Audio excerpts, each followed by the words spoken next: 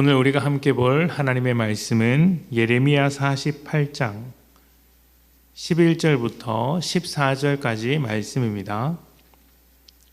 예레미야 48장 11절부터 14절까지 말씀 제가 봉독하겠습니다. 모압은 젊은 시절부터 평안하고 포로도 되지 아니하였으므로 마치 술이 그 찢기 위에 있고 이 그릇에서 저 그릇으로 옮기지 않음 같아서 그 맛이 남아있고 냄새가 변하지 아니하였도다. 그러므로 여호와께서 말씀하시니라. 날이 이르리니 내가 술을 옮겨 담는 사람을 보낼 것이라. 그들이 기울여서 그 그릇을 비게 하고 그 병들을 부수리니 이스라엘 집이 베델을 의뢰함으로 수치를 당한 것 같이 모압이 그못으로 말미암아 수치를 당하리로다. 너희가 어찌하여 말하기를 우리는 용사요 능란한 전사라 하느냐. 아멘. 모든 사람들이 기대하는 삶이란 평안한 삶일 것입니다. 아무런 문제 없이 또 걱정과 근심은 사라지고 즐겁게 사는 것, 누구나 기대하는 삶이죠. 만약 누군가가 이런 삶을 만들어줄 수 있다면, 이런 삶을 살게 해준다면 어떻겠습니까? 매우 고마워하면서 그 사람이 요구하는 대로 해보지 않겠습니까? 실제로 그렇게 하는 사람들이 있습니다. 예를 들면 무속신앙을 찾아가는 사람들이 그렇죠. 점을 치고 부적을 쓰고 또 그들이 시키는 대로 하는 이유는 걱정과 근심을 덜어내고 싶은 마음 때문이죠. 그런데 하나님은 우리가 복되게 살아가는 것을 원하시는 분이지만 동시에 죄 가운데서 살도록 만들지 않는 분이십니다. 사람은 하나님의 형상으로 창조되었기 때문에 하나님을 잃어버리면 그 빈자리를 메울 수 없습니다. 삶이 요동치게 되죠. 만약 하나님을 모르거나 관계가 멀어졌음에도 불구하고 그 빈자리를 깨닫지 못하고 평안하게 지낸다면 그것은 죄로 만들어낸 평안에 불과합니다. 허상이죠. 겉으로는 평안할지 모르나 언제든지 허물어질 수 있는 그런 거짓된 평안입니다. 사단이 우리를 공격할 때 이 부분을 아주 잘 노립니다. 평안하고 안정적인 삶을 추구하도록 만드는 것이죠. 그래서 평안하면 내 삶이 좀 잘 풀리고 문제가 없으면 만사형통이고 더 바랄 것이 없는 것으로 착각하게 만듭니다. 그리고 때로는 평안한 삶이기 때문에 내가 예수를 잘 믿는 것처럼 생각할 때도 있죠. 하지만 그렇지 않습니다. 평안한 삶이 우리 믿음의 기준이 될 수는 없습니다. 그것은 잘못된 것이고 오해하는 것이죠. 평안하고 안정적인 삶이 잘못되었다는 말씀을 드리는 게 아닙니다. 그 평안하고 안정적인 삶을 내 인생의 가장 중요한 가치로 받아들이는 것이 문제입니다. 평안한 삶을 원하더라도 하나님과의 관계를 우선하면서 만들어가는 삶이어야 합니다. 하나님과의 관계 안에서 평안한 삶이어야 한다는 것이죠. 오늘 말씀은 어제에 이어 모압에 대한 이야기를 계속하고 있습니다.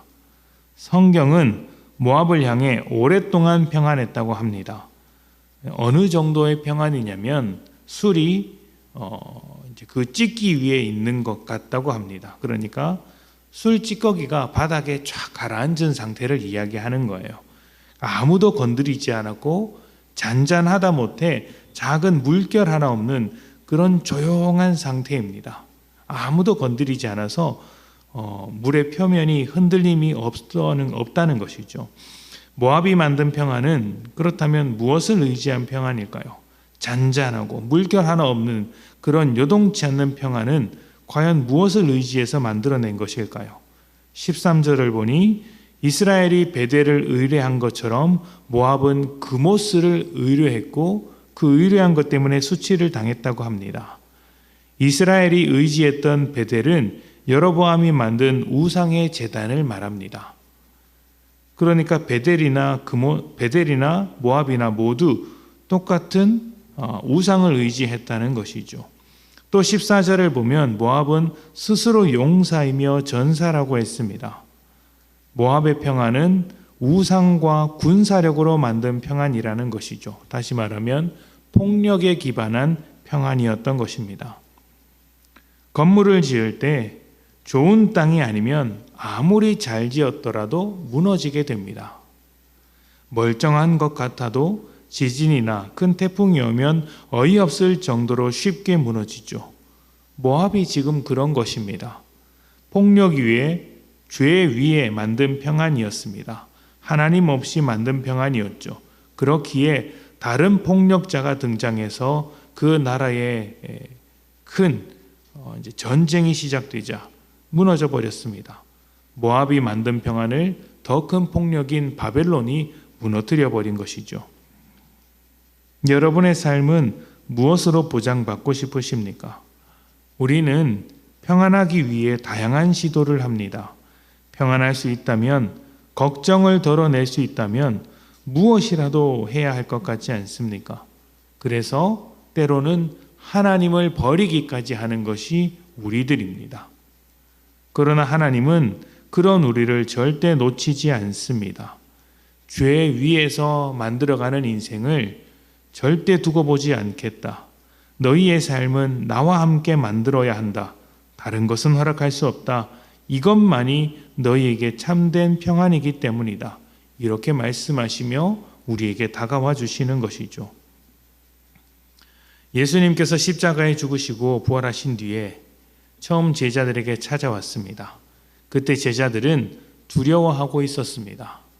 대제사장 무리의 압박과 로마의 감시로부터 자유로울 수 없는 그런 불안한 상황이었죠. 그때 예수님께서 오셔서 하신 첫 마디가 무엇이었는지 아십니까? 평안하느냐 였습니다. 예수님이 평안을 물으셨던 것은 상황이 변해서가 아닙니다. 대제사장 무리의 압박이 사라진 것이 아니었고 로마의 감시도 여전했습니다. 변한 것은 딱 한 가지, 부활하신 주님께서 그들과 함께 하신 것이죠. 진정한 평안, 영원한 평안은 주님과 함께 있을 때 가능한 것입니다. 주님께서 우리를 회복하실 때, 하나님과의 관계가 온전하며 지속될 때 우리의 평안은 완성됩니다. 하나님은 우리를 평안케 하시는 분이십니다. 하나님과 함께하는 평안을 세상의 거짓된 평안과 바꾸지 마십시오. 오직 하나님과 함께하며 복되고 영원한 평안을 누리시는 귀한 성도님들 되시기를 축복합니다. 우리 함께 기도하겠습니다.